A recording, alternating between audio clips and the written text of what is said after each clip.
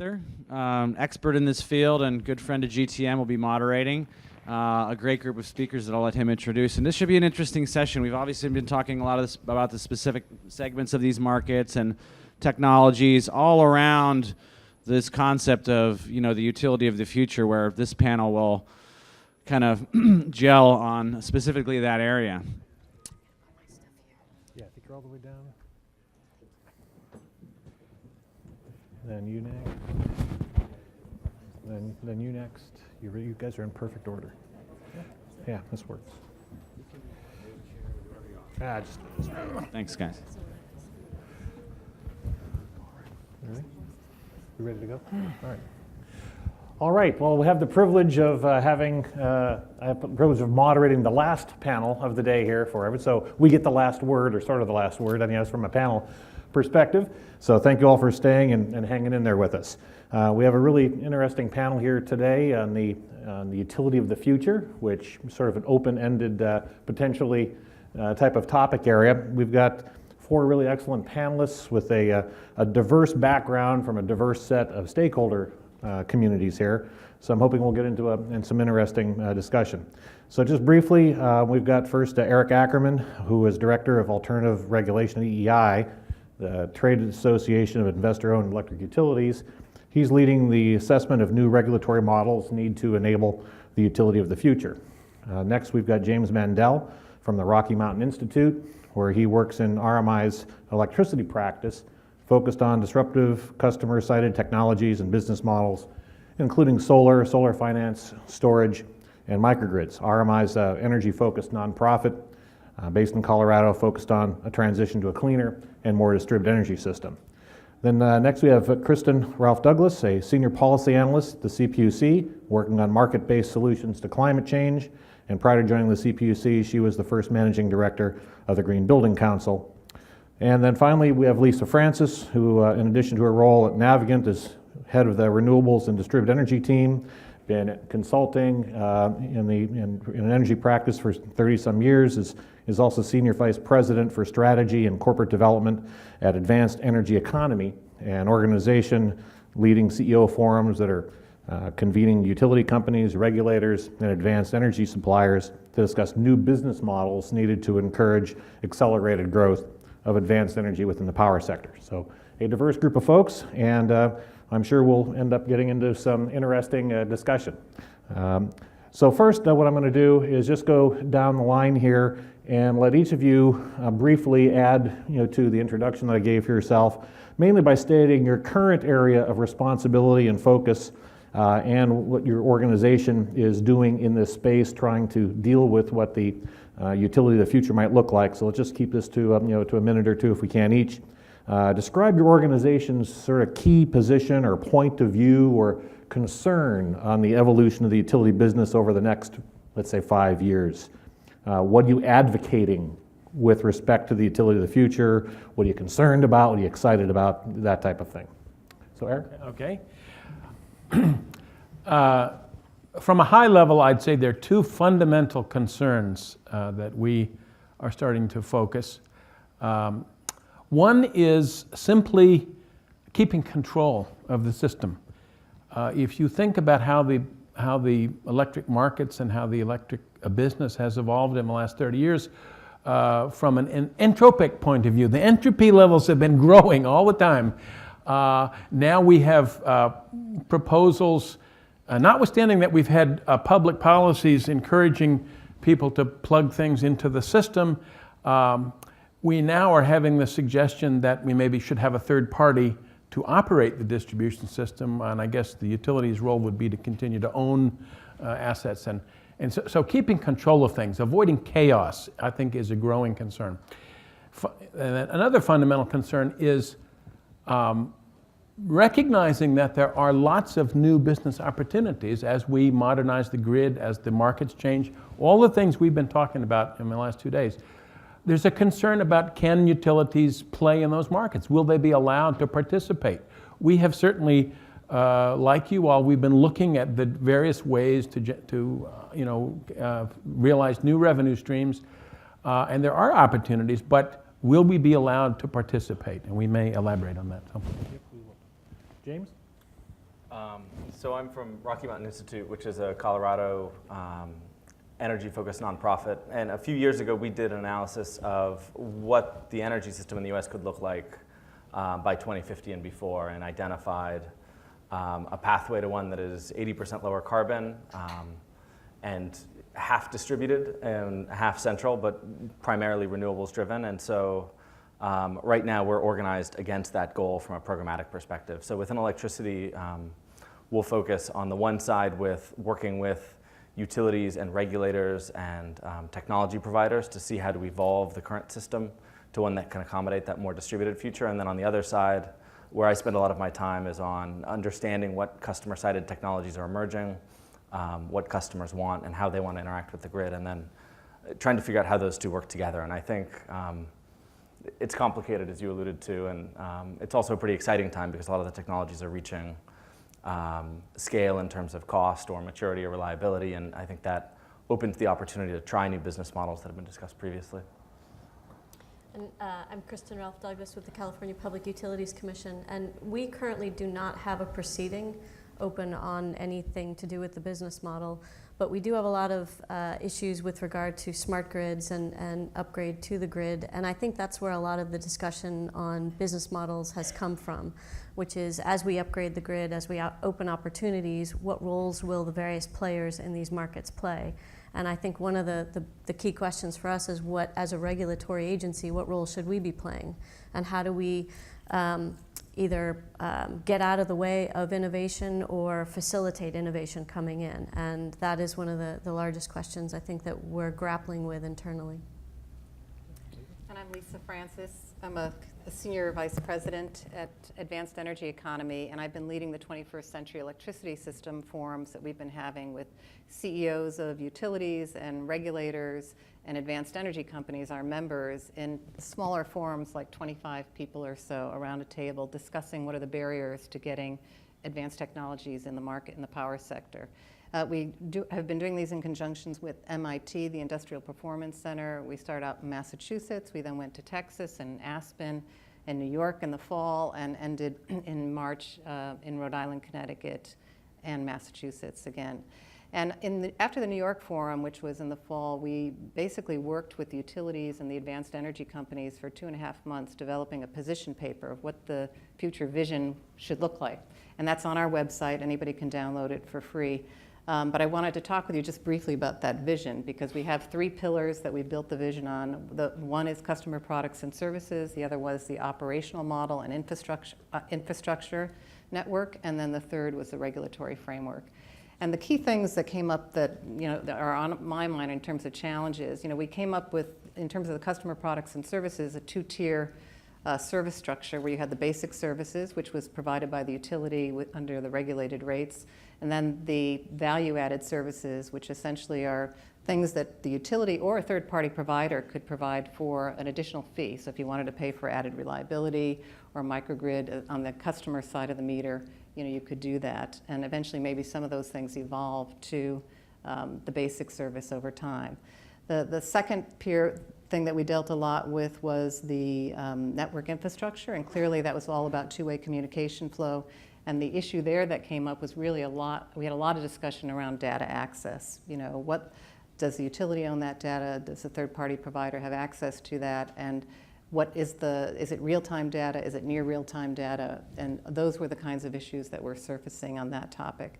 And then finally, the regulatory framework, which really was about setting some guiding principles. And I think the one that really we spent most of our time around was moving away from the utility only being penalized for things that they're not doing well, but setting up symmetrical incentives. So the utility now could focus on performance-based regulation, where they would be incented to engage customers or do innovation or get rewarded for grid resiliency. And so, I think the thing that's missing there is a better benefit cost framework to do some of that analysis. And so those are the kinds of things that we've been dealing with and will continue to deal with as we take these CEO forums around the country. So we're actively involved in REV in New York, reforming the energy vision process. So it's an exciting time there, and I think this should be a very interesting discussion. Sure. Over what time frame do you think is a reasonable time frame that we can actually manage some progress, over? Is it, should we be trying to manage to maybe some kind of a 5-year time frame, 10-year time frame? So from each of your perspectives, sort of, what is your management block that you would like to work towards? Maybe note a milestone or two, across that time frame, and where you'd like to see us at the end of that time frame that's important to you. So we'll start there. We have had an explicit time frame in the sense that we've had a so-called Distribution 2020 program at EEI and in the industry for the last couple of years. So we've been looking in this time frame through 2020. And I'm frequently reminded of a famous quote from Bill Gates reflecting on his experience with the pace of new technology introductions. And he said, looking back on it, we tended to overestimate how much things would change in the next 2 years, but we underestimated how much things would change in the next 10 years. So I kind of take that as maybe as a marker, if that's useful. Milestones. I think fundamentally, I think I would agree with Lisa that the utility of the future, that buzzword that's out there, what is that? Really, it's a function of grid modernization. As you modernize the grid, you change the utility's role in the market, and you start to open up all these new opportunities, new capabilities. So in terms of a milestone, I would look to that. How quickly, and we've certainly heard a lot of discussion about the fact that utilities already, it started with the stimulus money in large part, and that pipeline is empty, so the funding, the rate of investment has slowed. On the other hand, I just heard recently that the utility industry, the investor-owned segment, is spending on the order of $90 billion a year lately on infrastructure of all kinds, and the portion that is going to distribution is steadily increasing. So I haven't answered your question. I don't know exactly what. I mean, I'd like to see the time horizon more like 3 to 5 years, just because. So we're actively involved in New York, and that's at such a fast clip. And as many of you know, most commissioners maybe are in office 3 years average, and I think we have a unique opportunity in New York that we've got the utilities, the regulators, even the governor's office, all kind of on board, and even the staff at the commission on board, trying to really make a difference there. And I think I'm hopeful that something good will be in place and moving us in that direction within the next 3 years. I obviously think it's a very challenging thing that they're trying to do there, but I think everybody's on board, working very hard. They've already got 300 stakeholders working weekly. Actually, I was supposed to be at a meeting there today. Every week there's all these steering groups, working groups coming together to provide input into the process. So I'm hopeful that New York can really be moving the agenda forward in the next 3 years. And I think, frankly, there's a lot of other states that are also taking pieces of this, but maybe not as holistically as New York is. Just to augment that before we get another response is, at that end of that 3 years, what might be a clear, identifiable milestone or thing that's tangible that says, yes, we made progress?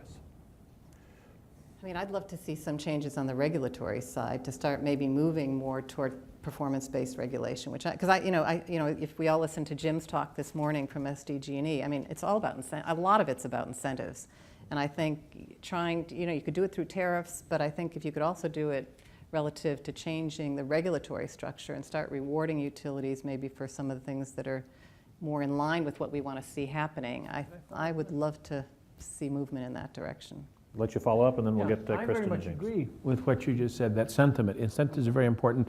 PBR regulatory incentives are one set of incentives. There are also market incentives. And so I think as an industry, we've had experience with PBR.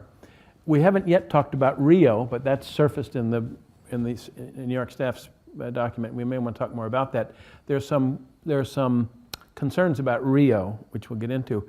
But the point I'd like to make is there's room to talk about regulatory incentives, certainly, and there's a better or worse way to do that. More, certainly symmetry is part of it. But there's also the potential for market incentives. And I think as we look ahead, one of the features of this utility of the future, I think that we would certainly like to evolve to, is the flexibility to simultaneously offer regulated revenue requirements, cost of service priced standard services, but then also differentiated value-added services, which would no longer be subject to regulatory incentives. They'd be subject to the market. Yeah. There'd be risk, but there'd also be reward. They have to be separated, but I think that is an appropriate direction we should be moving. So, Kristin, any comments on the time frame? Well, in terms of time frame, a lot of things in California are based on the 2020 time frame of AB 32. So whether you're looking at rate redesign or actually a lot of the smart grid stuff is moving faster than that, but looking at the renewables program, 33% by 2020, and we may increase that at some point. Energy efficiency, we had an energy efficiency strategic plan that had several goals set by 2020. So there's a lot of things happening in a lot of different silos that are all kind of converging around that 2020 timeline. James, anything to add?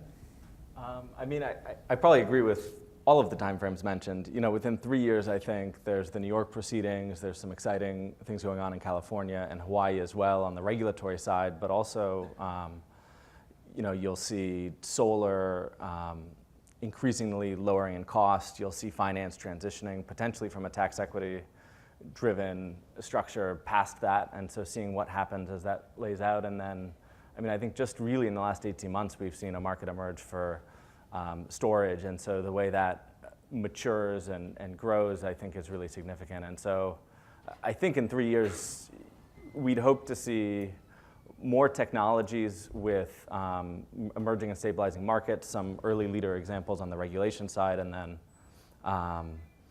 you know, the open question is what customers do, what utilities are allowed to do, and how those interact to see which pathways actually develop. Okay. From each of your points of view, what's the biggest change agent in your view that's driving the dynamics of the grid edge?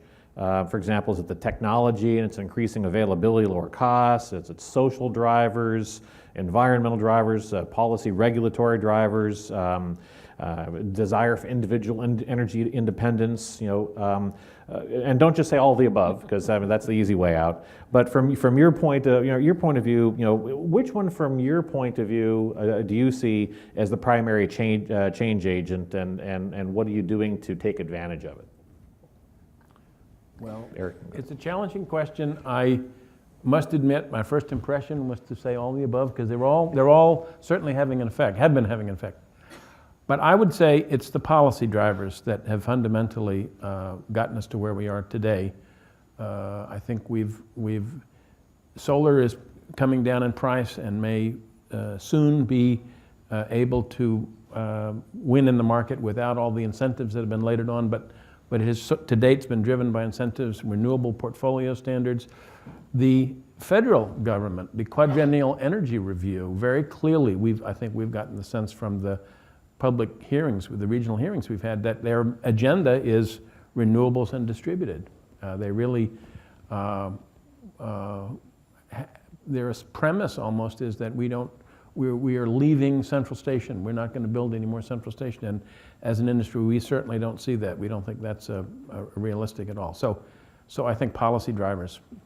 And I may say policy drivers which in the aggregate are uncoordinated. You know, the incentives in the tax code, the rate incentives that we have at the state level are not coordinated, and they're generally, I think, in our opinion, way too generous. And so. Okay. Let's just jump down the end. And Lisa? I mean, if you're talking about the things that drivers of the past versus the future, I wasn't quite sure which one, but in the past I'd have to say, or in the recent past, it would be policy drivers and also all the technological changes that have been taking place. You know, the fact that solar prices have come down so much. You've got AMI or two-way communications. You've got a lot of companies out there now, like Gridco Systems and others, doing interesting things with the grid network and managing. You know, you've got other companies doing demand response, and a lot of that stuff is merging and converging together to make very powerful opportunities that can be offered to customers directly. And I think that's changing the way people are thinking about getting the consumer more engaged in their energy purchases and in making decisions. And clearly it's the threat to the utility too, I think, that's pushing regulatory changes. So. Okay. Good one. James and Kristin? I tend to agree with Lisa. I think it's a combination of customer choice or customer values, and then technology continuing to decline in cost, right? So you have this enabling economics that allow customers to make choices around electricity that I don't think they've been able to express in the past, and how those, I think how those play out, how the combination of changing economics and increasing role of the customer is likely to drive. We recently, in the policy and planning division that I work in at the PUC, we recently did a paper about customer engagement and looked at all the different policies across the different utilities that we're actively pushing them to pursue. And the role of the customer in each one of those is almost more important than the role of the utility, because we want them to buy EVs, we want them to put nests in their home, we want them to be energy efficient and put solar PVs on, and there's just a lot of focus on what the customer is going to do and who is going to assist the customer in terms of the information, in terms of the technologies, in terms of the financing and whatnot. And so a lot of our focus is trying to implement different policies that incentivize that behavior. So whether it's rate redesign, so time of use signals, that kind of thing.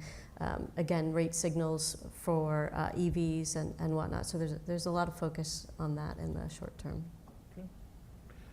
James, I'm going to put you on the spot a little bit on this one. RMI's recent work on the economics of grid defection, while reasonably balanced when you carefully read it, has been taken out of context, as any good work is, by individuals and organizations to further all sorts of political, social, economic agendas and special interests by many stakeholder groups.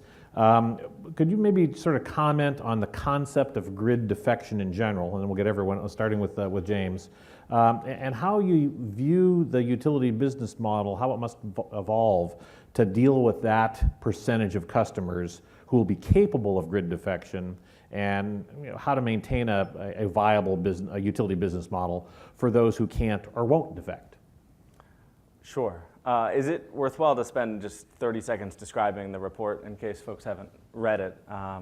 So that report for us was an economic forecast between now and 2050 that looked at retail electricity rates in 5 regions of the US, and then compared it against projections for solar plus battery systems designed to meet 100% of a customer's load, or the vast majority of a commercial customer's load with the addition of a diesel generator, and sort of just played the declining technology costs on the one side along with declining costs of capital against trends we've seen on the retail electric side for complete defection, right? And so I think there was a couple of things that mattered. For us, it's important to know when customers do have the option to break the regulatory compact and behave differently.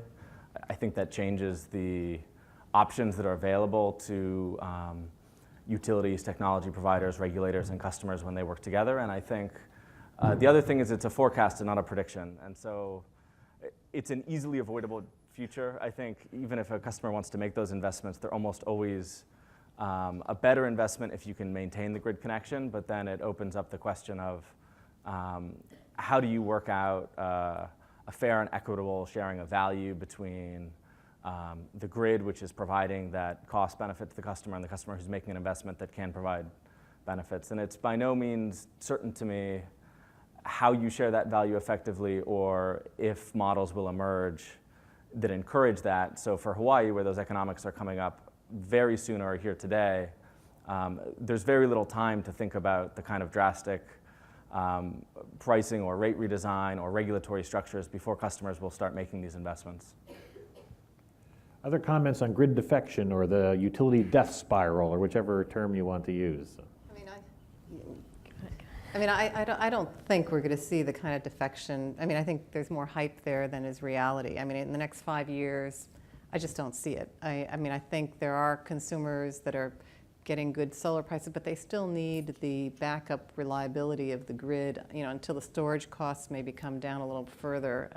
I do think in the long run there is that opportunity, but I also am hoping, with the new business models that are out there, we're going to be talking probably about the DSO model or the DSPP. There's all these acronyms out there now, but it's essentially, if the utility is out there now, if they're the DSPP or they're providing the platform or the market platform for third-party providers to come in and offer more services, and now the third-party provider and maybe the utility, who knows if they're going to play in some of these value-added services, but there is an opportunity for people to be offering more creative and innovative products and services to customers, and people can make money, and maybe the utility makes more revenue to help build the infrastructure that's needed to facilitate all this. So, maybe I'm not as convinced about the defection in the long run because I kind of see this opportunity. Maybe I'm an eternal optimist, but I kind of hope it's going to work and that, maybe people can use this as an opportunity for innovation and moving things forward. I think one of the challenges in California is a couple things. Our utilities are heavily regulated, and this opportunity to offer more products and services is not available to them. We have limited what they can make money off of, and what they make money off of is the assets that they build, and there's a return on that investment, and that is their sole source, for the most part, of income. And so there is an opportunity for other players in the market, especially as the grid opens up. I think the challenge for California is going to be, how do we keep the utilities whole, because we have that regulatory compact, and part of our responsibility at the PUC is making sure that there's affordable rates, but also that there's a healthy grid. And we were talking about this at lunch, the grid defection. I think most of what is happening now with any kind of DG system, there's a reliance on the grid, not only for the backup power and the voltage support that goes on during the day, but also there's a certain economic reliance on the payback from the power that you're not using and then you're selling back. So I think that relationship there is going to last long enough that, give us some time to figure out where we should be moving. Okay. Eric? Let me say it's an unsettling scenario to be contemplating breaking compact because, and I think we policymakers ought to, it may not be a likely future. I think we have some control over how likely it is, depending on what kind of policies we implement now going forward. But consider that the power system that we have is financed with private capital, pursuant to the compact. If we break the compact, how are we going to be able to finance the modernization that we're all been talking about for the last 2 years is premised on private investment. So we need to preserve the compact to be able to modernize the grid. That's one point. Secondly, what about the millions, the tens of millions, maybe hundreds of millions of Americans who will never install a battery or a PV system, but who need power? We need to preserve the public networks. It's in the public interest. So I think that's obvious if you think about it. The other point I would make about defection, the scenario is a function of the forecast of the decline in the cost of lithium ion. But I asked the question yesterday of a panel of battery experts, and they readily agreed there are economies of scale with batteries. So part of the policy variable, the strategy variable we have going forward is, shouldn't the utility be deploying batteries? If they really have a role, and I've been convinced they do have a role to smooth this unclean power coming out of PV, shouldn't the, and in fact utilities are doing, experimenting with community scale. So I would say, I guess my final thought about this is, we ought to be darn sure that we don't allow that scenario to develop. Yeah, and I should clarify. I just want to ask a question, though, too. I mean, do you really think, though, the regulatory compact, though, can continue to work? Because what I worry a little bit about is we have lower declining load growth. Utilities are not putting in big assets like they used to. The coal plants aren't going in. They're not making the kind of regulated rate of returns that they used to. And so they need to get revenue some other way to continue to build infrastructure. And so that's my concern, frankly, that, I agree with you that the regulatory compact has to be honored, but it's also may not be working moving forward the way it used to.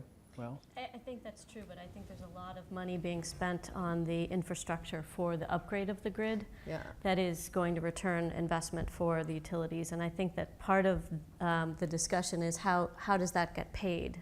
And how do we, a lot of the rates discussion in California right now really has to do with equity. Right. And who's paying for the upgrades and who's benefiting from the upgrades, and how do we make that more in alignment? Yeah, and that I think is the heart of the challenge, right? I don't think we're in any way, shape, or form advocating defection. I think customers will do what economics and values dictate. And so if they're not given a choice to exercise the value they want at a system level, they'll take that choice independently. And I think making sure that there is time to evolve the way they interact with the grid, to make sure that the grid is funded in a way that is equitable, right? So if it's a public good and a right for everyone, funding it in the way that other public goods is a potential option. I think that's the heart of the issue. And what you don't want is, what's important to remember is that customers are optimizing their own economics, not the systems. And so you'll lose those economies of scale unless action's taken more quickly.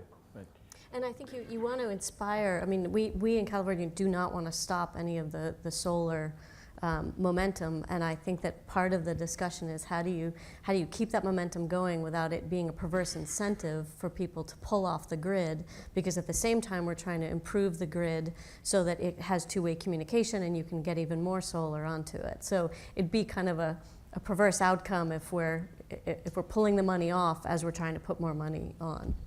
Or just escalating the bond prices, right? I mean, But one of the main questions I think in New York that they're struggling with is, do you keep incentivizing silos of technologies, or do you incentivize system efficiency and operational efficiency, and then let the market take over and deal with that?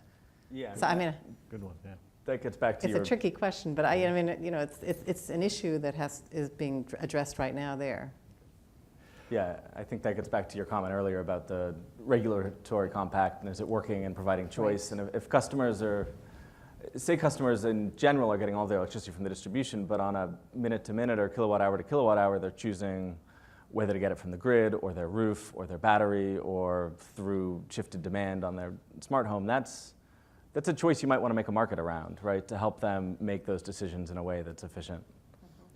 One more question before we go to the audience here to ask some questions. I wanted to talk a little bit about the technologies. Presently, the grid edge, as we've been talking about it here at this conference, deploys technologies from highly innovative companies. I mean, many of them here and that we've seen, very innovative companies.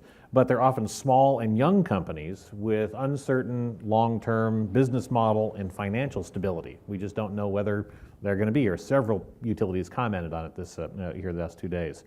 How should energy service providers manage that risk of deploying these new technologies?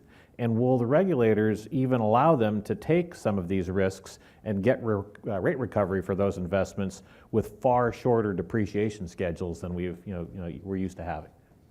We actually had a meeting yesterday at the PUC regarding energy efficiency, and the same issue came up, regardless of what the technology is, that a lot of the utilities that we regulate are hesitant to make any investment in risky technology because they're afraid that they won't get reimbursed from us.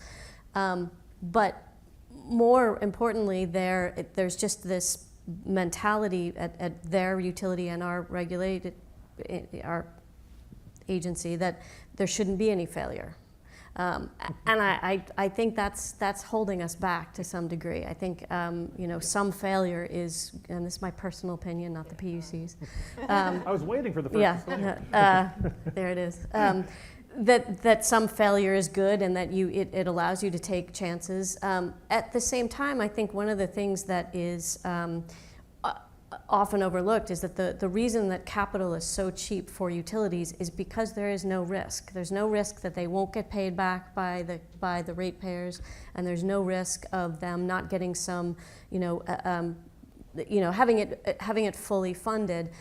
They don't have to make money off of it, right? So they're a perfect entity to put in smart meters, because if the smart meters don't make money for anyone, that's okay, because it's an investment in the system. It doesn't have to return an investment because the investment return is already baked into the compact that we have with them.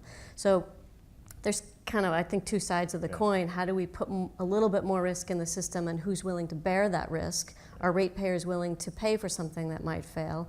And are regulators willing to, to say, yes, we told them they should go out and try this?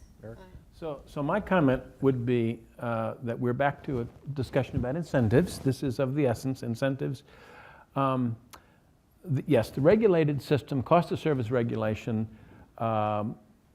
produces a culture in which you're risk averse because you don't want to be imprudent, and you're conservative, and you make long-term asset investments that you depreciate over a long period of time, and so the whole business is conservative, and that's should not be a surprise.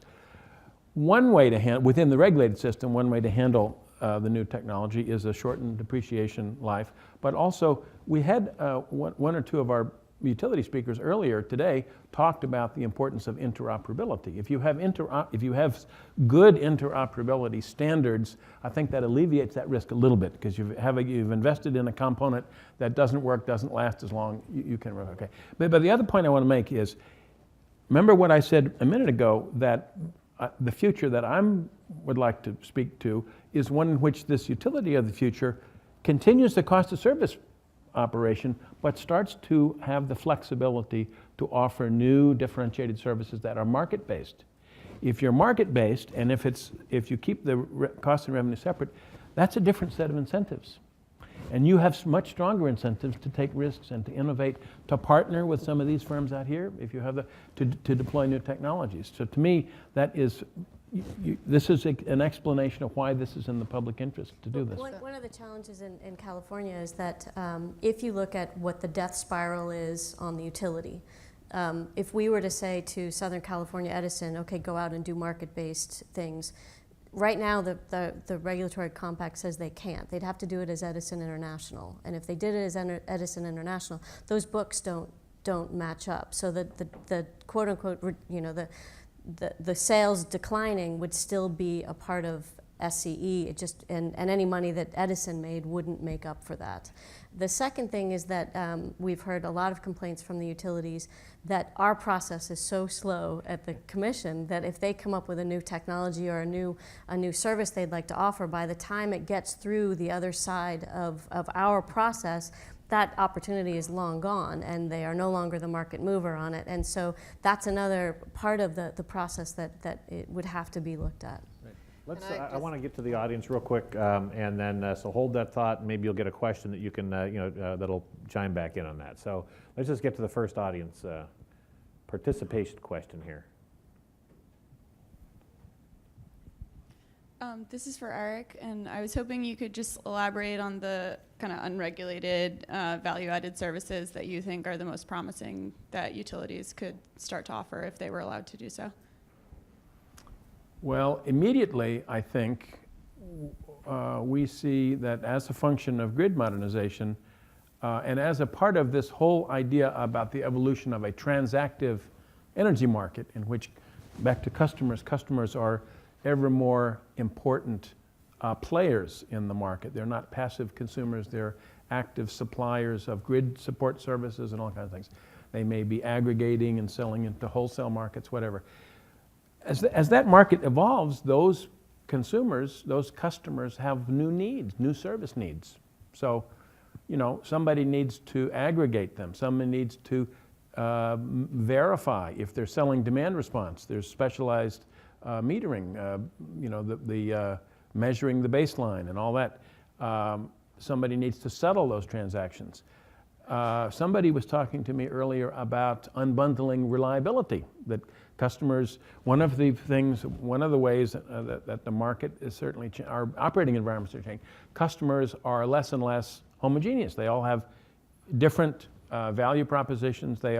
Some of them have different degrees of, unbundled reliability choices, network management, transaction management. There's a set of services potentially there. Then I would say I would say it's in the public interest to let utilities play on the customer side of the meter. Why should those markets be reserved to third parties? We're concerned about protecting consumers only regulated utilities are subject to state control. We've already had instances around the country, not necessarily in California, but instances around the country where there have been abusive practices, misrepresentations. So, I'm sorry, don't mean to And the only one make a I'd add speech. to that is maybe distribution ancillary services too. I mean, you know, because we went through this when we were developing the position paper, and we've listed, by the way, a number of things that the utilities and the advanced energy companies came up with, and it was mainly the same things. It was, you know, microgrids, it was storage, it was billing services, ancillary distribution, ancillary services, but even higher reliability. So there's a whole listing there, and you could download that if you want. And by the way, I've captured some references from each of the our panelists here today that we'll find a way to share with the Green Tech Media folks. So you know, you'll be able to follow up on some of the things that they've been talking about here today. Great. So we got one in the back, and then we'll have one up here. So the follow-up question to that discussion, and maybe it's just a little bit of confusion in my mind, so I'd appreciate elaborating on this, is how what you just described differs fundamentally from decoupling, right? We already have seen that happen. We've already seen, you know, sort of a retail side and essentially a regulated side. It seems like it's very similar, and I'm wondering what's different about what you described than what we've seen in the past. Well, decoupling allows the utilities to not rely on the sales to get the income. So it's a cost of service. They give us the number, we approve it at the PUC, and we disperse it through the rates. So if they sell less through energy efficiency or other DER, their return, they're still covering their costs. So I'm not sure how. Well, in the scenario we're talking about, it would be much more market-based, right? So you as a consumer, if you want to pay for more reliability, you'd have to pay for that added value. So it's a premium you would pay as a consumer.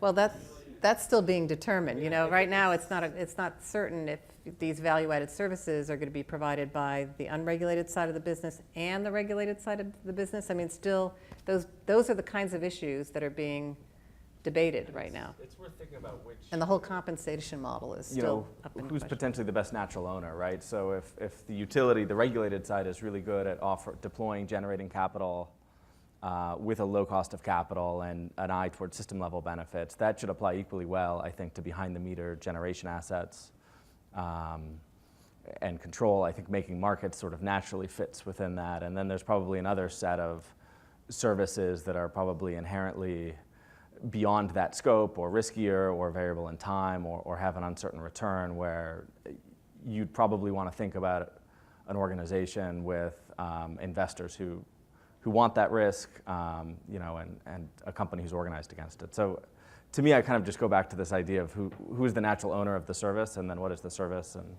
you know, where's it belong. But I agree, I don't think there's any solutions yet. Got a question up here?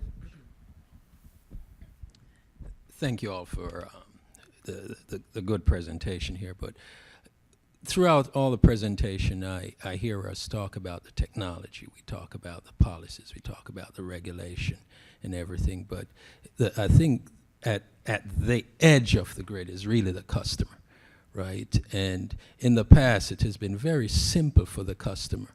I come home, I flip a switch, the light comes on, I pay a bill, right? Everything we're talking about is getting things a whole lot more complicated for the customer. And my question to the panel is, what do you see happening in the industry from a regulatory perspective, a utility perspective, of educating the customers of the changes that are happening in the industry, and how do they really, other than just who's playing the key role of educating the customers? I think it's going to be a mix of the third-party providers and the utilities. I mean, you take a look at the Nest product, right? I mean, consumers want that because it provides additional functionality, and it allows you to do things that provide value to you as a consumer. On your iPhone, you know, you can manage your air conditioning load at your house remotely. I mean, it's things like that that I think will drive the behavior, but I think it's up to the third-party provider to do some of the marketing and education, as well as it's going to be the utility and taking some of that on as well. I think Some of the exciting stuff that is a result of the smart meter is the amount of data that we're now getting from customers that utilities can use to really do targeted marketing, because it's not a homogeneous, especially on the residential side, it's not a homogeneous group. There's locational issues and family size and house size, and there's also a lot of difference in terms of attitudes. So one of the things that's really interesting as a result of this, and it does have the big brother kind of connotations, but you can look at what areas in what neighborhoods are maybe have high HVAC loads or high pool heating loads or whatever their loads are, and go in and talk with those customers on a much more one-on-one kind of basis, either through a flyer or an email or that kind of thing, or even knocking on the door, but talking to them about their particular bill, their particular opportunities, and really making this more of a one-on-one kind of sale. I think the whole, there's a lot of efforts. In fact, there was one recently started, Upgrade California. Is that, I'm looking at a logo, upgradecalifornia.org. Thank you. EnergyUpgradeCalifornia.org is starting an opportunity of educating everybody on climate change issues and energy efficiency and other, PV, solar kind of things, cars, trying to educate them on their options. But I think it's exciting to think about the more targeted marketing. Yeah, it's not just about data anymore, it's about information. I think the companies that can learn to take that data and provide information to consumers will succeed. Targeted. Yeah. It's targeted to those And I guess consumers. I hope the experience doesn't actually get as complicated as the premise of your question suggests, right? I think for customers who want to turn on the light switch and see a bill, I think there's no reason that has to fundamentally change. I think what gets added to that is customers will have the ability to act on either lower cost options or value-added options that might or might not be complex, right? But you'd hate to take away the fundamental simplicity of reliable provision of electricity. It's still the most reliable system in the world, right? But one of the things that I find, that I have the opportunity of being on the ground with multiple utilities in multiple states, right? And even with AMI, most customers aren't educated on what's going on in the industry. Take, for example, what Mr. Avery mentioned today, the fact of shifting the duct curve, right? Nothing. Oh, absolutely. People don't know how to do that. Yeah. And even his neighbor, after he told him how to do it, still wouldn't do it, because that neighbor not only lacked the information, but he lacked the motivation or the incentive. And so we have some significant challenges, and I think the fundamental challenge is going to change. I don't think that consumers for much longer are going to play the passive role of simply walking in and turning on a light. I think the rates are going to change depending on what time of day, and they're going to have to be aware of that. And there are a whole host of other changes that are going to force them to have to pay more attention. I don't know whether that's good or bad, but I think it's where it's all going. Yeah, the consumer's going to be much more interactive in this process. Okay, in 10 seconds each now, just to wrap this whole thing up, what I'd like you to do is, in 10 seconds or so, what is your ask of the utility community, and what is your ask of the technology development and vendor community to keep things moving forward at a pace that you would like to see? So just a brief, quick response from each of you. Well, my ask of the utility community is to work with me at EEI to educate the public, to educate policymakers, and to focus our own outlook and planning for how we want to, what we want to be when we grow up. So I work with an alternative regulation. I have an alternative regulation working group, which I've been building in it. So that would be my ask to the industry, I guess. To the rest of you, I've made a lot of contacts myself, and I would like to, I think you're all a vital part of the electricity, of the edge. I'm learning the vocabulary. So I think we have a future together. So my ask to you would be, let's keep talking, and let's talk more. I think to utilities, it's recognize the values, the full suite of values in distributed investments, and be open to new business models, new pricing structures that share that value equitably. I think to technology providers, you've been very adept at identifying what customers might want, and we should keep that process going, right, to figure out what the right solutions are and then how to integrate them. I would say instead of grid defection, I would love for people to think about grid migration so that the grid edge doesn't become a grid cliff. And for me, I think it's about partnerships too. I mean, I think in addition to the utilities embracing the change that needs to come, one thing I've seen in putting this position paper together and in working side by side with the utilities and the Advanced Energy Company, it wasn't just about developing the content together. The relationships that were formed in just working together on these issues were critical. And I think it's those relationships that will allow people to work together more, because I think the third-party providers need to be working with the utilities. Utilities need to be working more with the providers. And as those relationships begin to develop, I think it'll make this whole process a lot easier. Please thank our panelists. Thank you so much.